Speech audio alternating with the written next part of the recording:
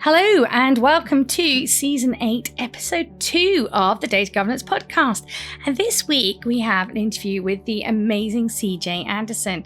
Now, I was told about CJ by a mutual friend a few years ago and really intended to get in contact and speak to her. But instead, I think I was busy and I've just settled for following her on LinkedIn. And she shares some really useful stuff and has her own podcast.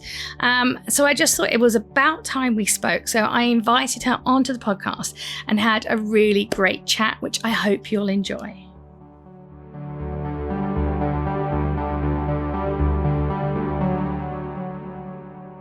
Hello and welcome. I'm really excited today to welcome CJ to the podcast. So CJ is the founder and director of Iron Carrot.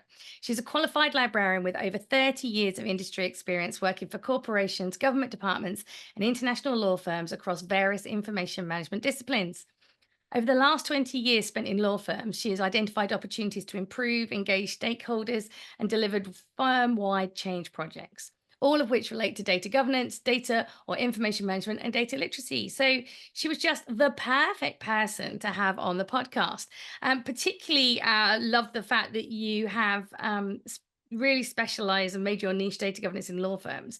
So really looking forward to hearing more about that. So welcome, CJ. Lovely to have you here.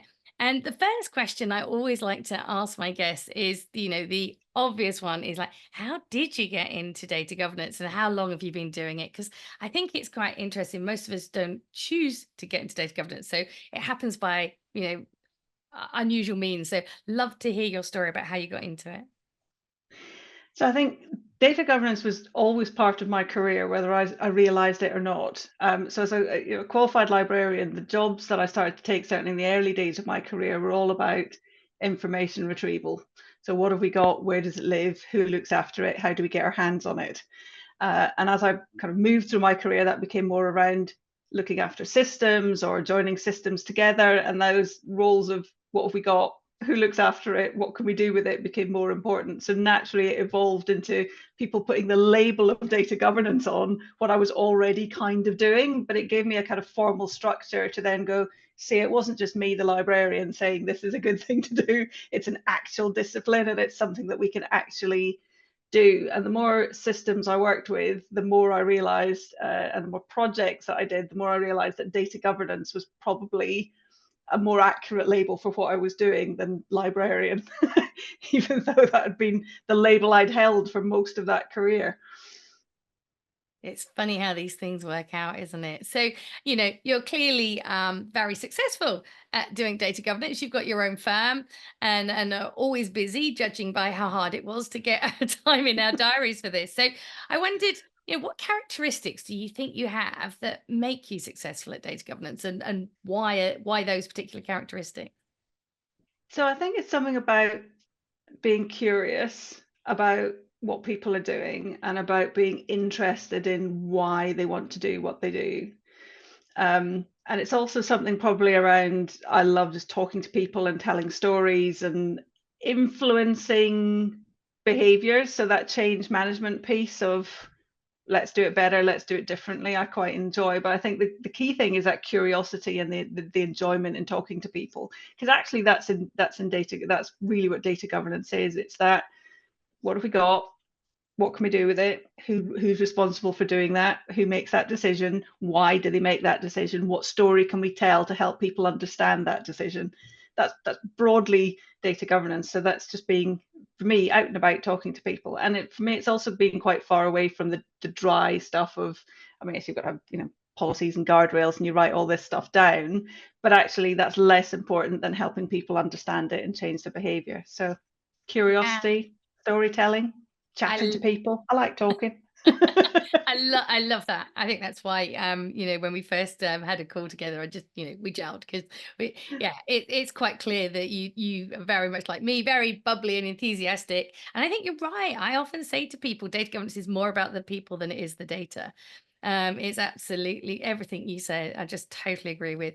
So I think I found time and time again that I can explain what data governance is to people, and they get it. It's not the most complicated of concepts. However, it is really challenging to actually put in place. So I love to ask people on the podcast what you wish you'd known when you were just starting data governance. I wish I'd known how to tell stories better. Well, I've kind of learned how to tell stories and craft and shape stories and messages and the effort that goes into planning a good story to help influence it. And I've read some great books and been able to learn from some great people in the storytelling space. And I had the privilege of working with Ian Rodwell, who's brilliant at storytelling, certainly in the legal space. And I learned a lot from him about how to craft that storytelling narrative. But if I'd known how to do that when I started out in data governance, I think some of the conversations would have been less difficult because I'd have been able to craft a real beginning, middle, and end that made the listener curious, made them interested in the story I was telling, and made them connect with what that story meant to them. That is such a good one, CJ. And when you were saying that, I was just like, I was back at the start, and I was really bad at that as well.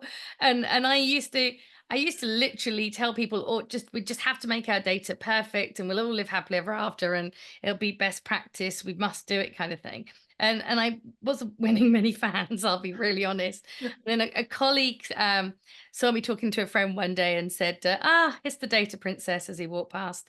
And I kind of went, oh, it's nice. I quite like the sound of that. Not bad for a nickname. And my colleague could see I thought it was a good nickname, and she went, "You do know he didn't mean that as a compliment." And I think that was the beginning of me having that realization that just going on and on about the data wasn't winning anybody over, and that I had to find a new way to communicate. And I probably didn't even call it storytelling for many years, but it's exactly what you said. You've got to learn how to explain it in a way that makes sense to the person you're talking to. So I love that. That's really good. So I've not come across Ian Rodwell before. Does he have books or anything that we can point people towards? He has a podcast. He's got a website called Liminal Spaces. He's on LinkedIn, and he posts all of his thoughts and thinking on LinkedIn. And he does a lot of talking and speaking, I think, just in the law firm space. But it is for him, it's all about storytelling. And one of the things he did. Sorry, go ahead. I was going to say that's valid regardless of what sector you're in. But yeah, no, carry on telling us about him.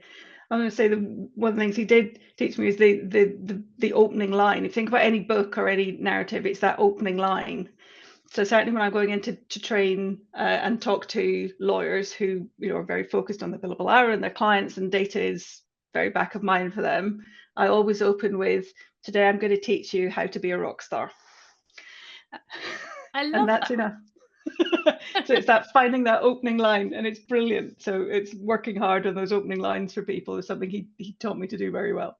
Excellent. I definitely need to go and look up this chap, and everybody else listening should probably, if you haven't already found him, and I'm just the last of the party. But, excellent. That is such great advice, CJ. Thank you. So I always like to round off these short interviews just by asking you to share some advice for my listeners, because a lot of people listening to this are just starting out in data governance, and I wondered, what advice would you offer them? Be curious about everything and keep an open mind. You never know what you're going to learn that's going to be helpful, and you never really know what you don't know until you learn it. And that is fabulous. I'm gonna have to go and listen to this afterwards and write that one down and put it on my board to remind me, because I think that's valid whether you're just starting out or you've been doing data governance 20 odd years. So it has been brilliant having you on the podcast, CJ. Thank you so much. And hopefully I'll run into you at an event at some time soon. Absolutely. It's been lovely talking to you. Thanks for having me. Thank you. I hope you enjoyed my conversation with CJ as much as I did, and I have a feeling it might be one you might want to go back and re-listen to and make notes, because she shared some really useful stuff there that I hope will inspire you on your data governance journey. So please join me next week, where I'm going to answer a question that has become very topical of late, which is, do I need data governance as part of a digital transformation program? So join me next week when I'll be answering that. And in the meantime, if you could do me a favor, please, I'd really appreciate it. As you may know, I've made it my mission to help as many people as possible be successful at data governance. And you can help me with that by subscribing to this podcast on whatever platform you prefer to listen to your podcasts on. And also share this podcast with others who you think might find it useful. Thank you so much for your help with that. And I look forward to seeing you next week.